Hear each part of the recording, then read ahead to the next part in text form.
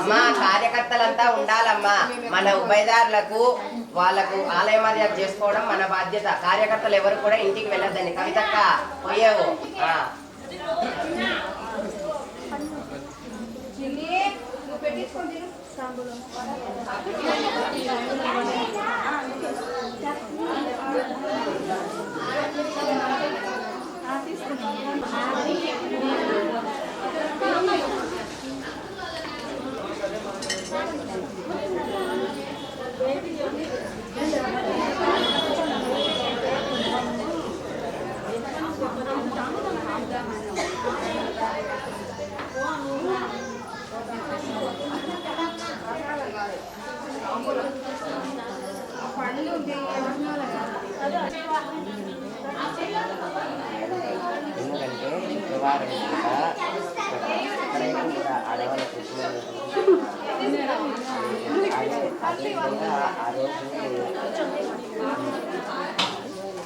వర్ణాంతు వారాహిం మహిషస్తాం మహోదరీం ధూపప్రియాం దేవీం మహామాయామాశ్రయే.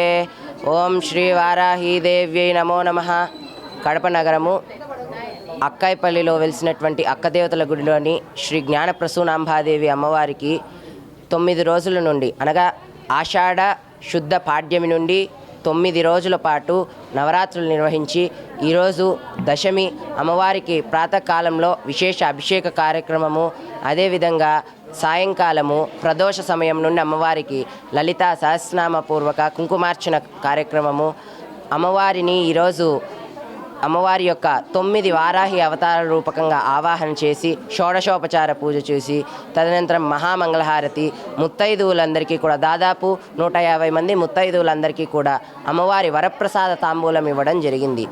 అమ్మవారు వారాహి, వాత్తాలి వారాహీదేవి అని అంటారు. అంటే వరాలు ఇచ్చేటువంటి వారాహి. శీఘ్రమేవ ఫలదాయిని వారాహీదేవి.